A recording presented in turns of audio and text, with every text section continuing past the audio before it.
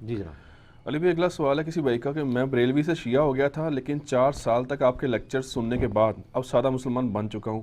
میرا سوال یہ ہے کہ تمام فرقے ایک دوسرے کو دل دل میں غلط کہتے ہیں لیکن شیعہ کو اوپنلی کافر کیوں کہتے ہیں؟ اس لیے کہ یہ سودا بکتا ہے، یہ سودا بکتا ہے. جس طرح آپ دیکھیں گے ختم نبوت کے مسئلے میں یہ سودا بکتا ہے کہ آپ صرف قادیانیوں کو ٹارگٹ کر لیں، تو یہ اس نیشن میں سودا بکتا ہے. جب آپ اسی طرح کے جرائم دوسرے بزرگوں کی کتابوں سے دکھائیں وہ کہتے ہیں اس پہ مٹی ڈالیں. اس لیے میرا جب کلپ آیا ہے کہ قادیانی حق بات کیوں نہیں قبول کرتے تو سب کو تڑکا لگا ہوا ہے. تڑکا یہ نہیں لگا ہوا کہ میں نے کوئی جھوٹا الزام لگایا، وہ کہتے ہیں یار آپ سے قادیانی پہ سوال ہوا تھا، آپ نے ہمارے بزرگوں کو بھی رگڑا ہے. بھائی اس لیے رگڑا ہے کہ اللہ کے بندو میں ایک پڑھا لکھا بندہ ہوں، میں ایک مقدمہ کھڑا کر رہا ہوں. جب مقدمہ کھڑا ہوتا ہے پھر یہ نہیں ہوتا کہ اس مقدمے میں ایک خاص بندے کو آپ گلٹی ڈکلیئر کر دیتے ہیں اور دوسرے کو اسی لیول کے جرم کے اوپر چھوڑ دیتے ہیں کہ یہ میرا اپنا ہے. یہ تو قائم بالقسط تو ہونا نہیں ہے. قرآن پاک تو بار بار کہتا ہے کہ انصاف کرنا ہے، چاہے تمہارے ماں باپ رشتہ دار سب لوگ ہی تمہارے سامنے آ جائیں، تم نے انصاف سے لینا ہے کام. تو اس طرح کے معاملات کے اندر یہ جو آپ نے سوال کیا ہے اس میں بھی بیسیکلی یہی والے ایشو یعنی کار فرما ہوتے ہیں کہ یہ لوگ یہ سودا بک رہا ہوتا ہے شیعہ کافر والا. پھر آپ کو پتہ ہے ہمارے یہاں ایک پولیٹکس بھی جب ایک ایران کا جب انقلاب آیا 1979 میں، اس کے بعد یعنی ارد گرد کے سارے ملکوں کو یہ فکر پڑ گئی کہ انقلاب جب آتا ہے نا تو ہمیشہ ایکسپورٹ ہوتا ہے. یہ بات یاد رکھیں. افغانستان کے معاملے کی تکلیف انڈیا کو چوتھے محلے 14,000 کلومیٹر دور کیوں پڑ گئی کہ انہوں نے کہا یہ اگر طالبان یہاں پہ اگر ایک اسلامی حکومت قائم کرتے ہیں تو یہ پھر ایکسپورٹ ہوگا. ان کو وہی نظر آ رہی تھی، عمر سیریز نظر آ رہی تھی کہ سر یہ پھر باؤنڈری سے باہر نکلتا ہے انقلاب. اس لیے وہ دیکھیں آگے بیٹھے ہوئے ہیں 19 سال سے لڑ رہے ہیں کہ ان کو نہیں، اور یہ ابھی بھی یہ کسی بھول میں ہے کہ اگر یہ جیسے ہی اسٹیبل ہوں گے پھر یہ ایکسپورٹ ہوگا باہر. اسی طریقے سے ایران میں جب انقلاب آیا نا تو یہاں پہ بھی لوگوں کو فکر پڑ گئی، سعودیہ کو فکر پڑ گئی کہ یہ تو ایکسپورٹ ہوگا پاکستان میں بھی دوسرے ملکوں میں بھی. تو یہاں پہ پھر انہوں نے دہشت گرد تنظیموں کو بھرتی کیا اور وہ یعنی محبت صحابہ کے نام کے اوپر اور اس میں ظاہر ہے کہ وہ اعلی کار وہ رافضی قسم کے ذاکرین بھی بنے کہ جن کی بکواسات والی ویڈیوز عوام کے سامنے آئیں اور اس کے اوپر عوام مشتعل ہوئی اور اس طرح کے لوگ پھر اس طرح کی تنظیموں میں آ کے انہوں نے ایکٹیویٹیز پرفارم کی، امام بارگاہوں پہ حملے کیے. وہ جسٹیفائی نہیں ہے لیکن سبب یہ بھی بنے. لیکن ان کو میں اس لیے بھی جسٹیفائی نہیں کہتا کہ وہ 2 نمبر ہیں. جب اسی قسم کی گستاخیاں ہم نے ان کے بزرگوں کی دکھائی ہیں تو انہوں نے اپنی کسی مسجد کے اوپر بم نہیں مارا، اپنے کسی بزرگ کے مزار کے اوپر بم نہیں مارا، تو اس کا مطلب 2 نمبر ان کی ڈاکٹرائن چل رہی تھی نا. میں آپ کو اس میں ایک لطیفہ سناتا ہوں. اسی طرح کی ایک العدم تنظیم کا ایک جو ہے نا وہ امیر تھا جیلم شہر میں. یہ 2008-9 کی بات ہے جب یہ ہمارا علمی فتنہ عالمی نہیں تھا. تو میں اپنے گھر میں چھوٹی سی مجلس کیا کرتا تھا، یعنی عربی والا فتنہ، پنجابی والا نہیں، آزمائش. تو میرے پاس آ گیا، مجھے کہتا ہے جی یہ آپ شیعہ کو کافر کہتے ہیں. میں نے کہا جی میں کسی کو بھی کافر نہیں کہتا سوائے قادیانیوں کے، اور ان کی بھی میں نے ریزن بتائی کہ وہ میری تکفیر کرتے ہیں. ایک ٹیکنیکل ایشو ہے وہ آپ میرا دیکھ لیں، قادیانیوں کو دعوت اصلاح. یہ سنیوں کا ایک فرقہ ہے قادیانی اور شیعہ کا ایک فرقہ ہے نصیریہ جو شام میں ہے، وہ حضرت علی علیہ السلام کو خدا کہتے ہیں. باقی تو میں سب کو مسلمان سمجھتا ہوں. کہتا نہیں جی ان کا کلمہ ہی لادا ہے. میں نے کہا کہاں سے لادا ہے؟ کہتے وہ کلمہ دیکھیں نا، لا الہ الا اللہ محمد رسول اللہ علی ولی اللہ. تو میں نے اس سے سوال پوچھا کہ میرے بھائی اس پورے جملے کے اندر کفر کہاں پہ ہے؟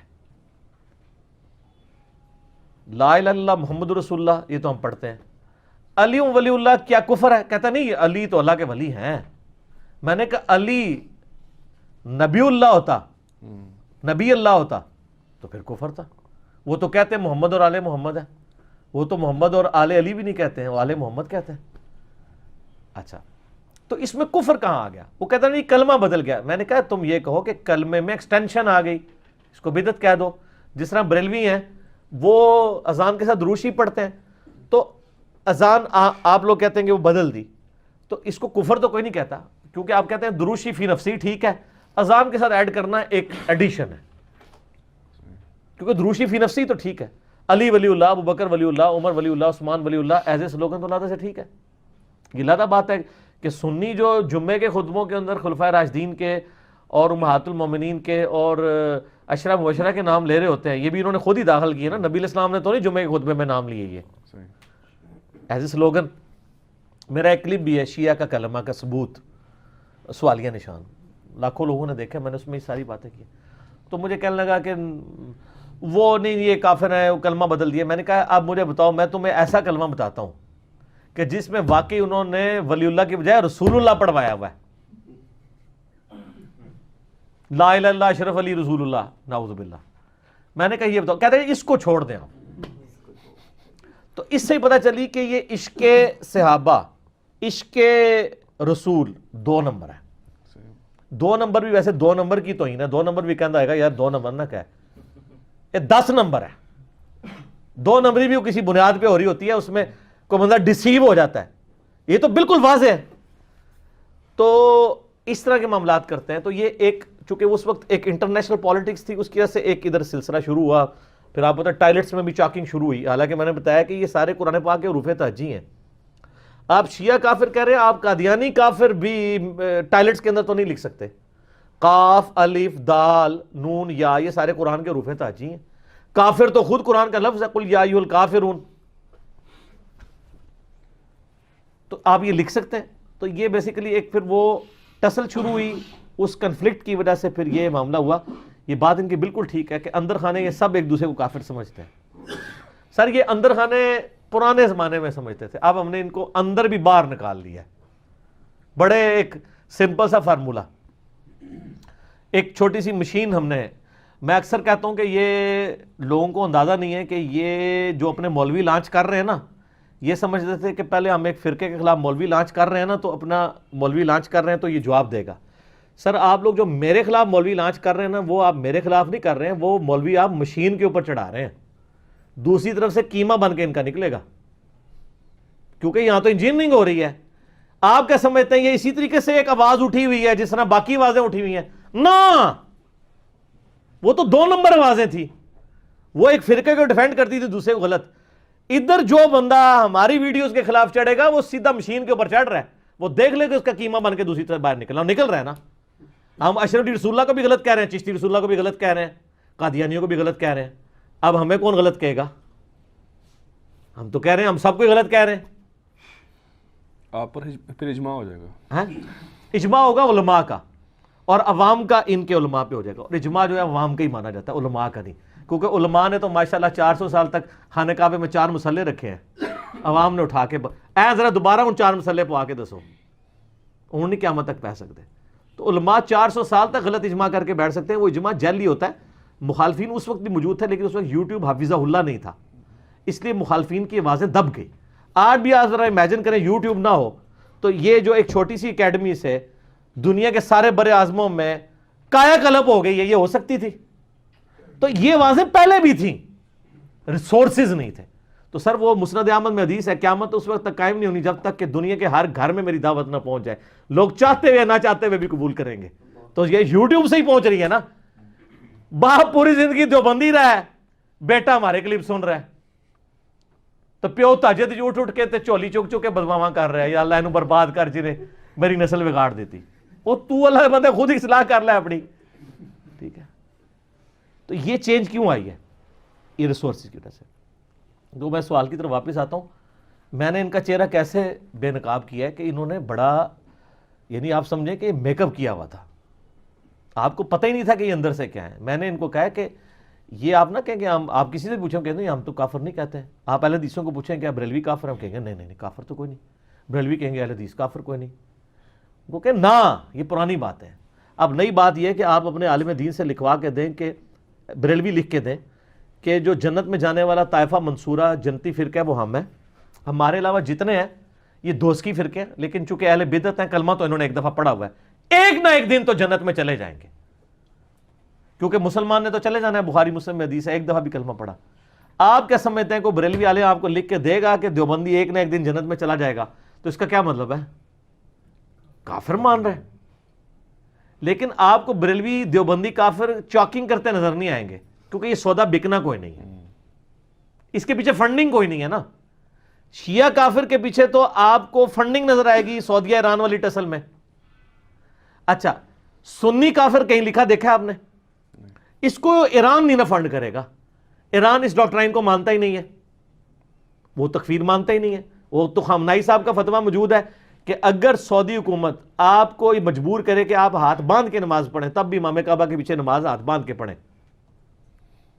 اور یہاں پہ پاکستان میں کروڑوں بریلوی جو امام کعبہ کے پیچھے نماز نہیں پڑھتے. میں خود نہیں پڑھی تو میں بریلوی سا. ٹھیک ہے, تو وہ یونٹی کی بات کرتے ہیں, وہ تکفیر نہیں کرتے. وہ کہتے ہیں کہ ٹھیک ہے ہم ان کو گمراہی پہ سمجھتے ہیں لیکن کافر نہیں سمجھتے. اتحاد بین المسلمین نام کی جتنی جماعتیں ہیں وہ کس کی ہیں؟ شیعہ کی. کوئی ایک سنیوں کی جماعت دکھائیں اتحاد بین المسلمین. وہ اس لیے نہیں ہے کہ چلو اتحاد بین الحنفیہ ہی دکھا دیں نا. کیسے ہو؟ المحدث المفند میں لکھا ہوا ہے کہ جی یہ جو بریلوی علماء ایک شیطانی لشکر ہے. جس طرح اگلے زمانے میں انبیاء پہ شیاطین حملہ آور ہوتے تھے, یہ علماء دیوبند رضی اللہ عنہم پہ حملہ آور ہو گئے.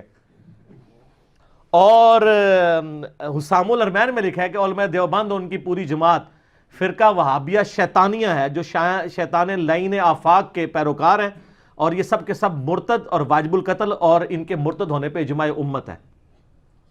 تو سر اتحاد بین المسلمین کہاں سے ہونا ہے؟ یہ تو اتحاد دیوبند اور بریلوی کے درمیان ہونے کے لیے تیار نہیں ہے, تو یہ کہاں سے جماعتیں قائم کریں گے؟ تو یہ کچھ چیزیں پبلکلی سودا بکتا ہے تو وہ بک جاتا ہے, اور ظاہر پیچھے پوری فنڈنگ کے ذریعے بکتا ہے. جس طرح اب آپ دیکھیں گے ایک زمانہ تھا اینٹی اسٹیٹ ایکٹیویٹیز والے لوگ پروموٹ ہوتے تھے, اور اب جو ہے وہ اینٹی اسٹیٹ ایکٹیویٹیز کے خلاف جو بولنے والے لوگ ہیں نا, انہوں نے تھوڑا سا سکھ کا سانس لیا ہوا ہے. تو ہم تو اس وقت رد الفساد اور ضرب عضب کے بعد بڑے خوش ہیں, ورنہ تو مطلب ہمارے لیے تو زندگی مشکل کی ہوئی تھی انہوں نے. دوسرے یعنی کو تو کہتے ہیں علمی اختلاف کرو, خود علمی اختلاف نہیں کرتے ہیں, یہ تو مطلب قتل کے فتوے جاری کر دیتے ہیں. تو وہ وقت کی بات ہے. تو یہ ایک فیشن تھا, یہ پرانے زمانے میں تھا, اب ختم ہو چکا ہے.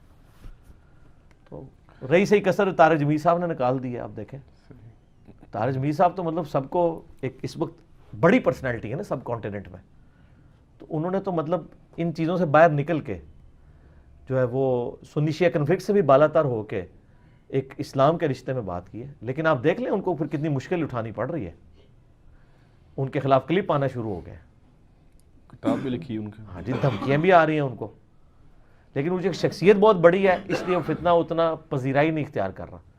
اسی لیے اب طارق جمیل صاحب بھی تھوڑے پیسے موڈ میں چلے گئے. انہوں نے الٹا اپنی کلیریفیکیشن ریکارڈ کرا دی ہے کہ نہیں میں اندروں تے دیوبندی ہیں.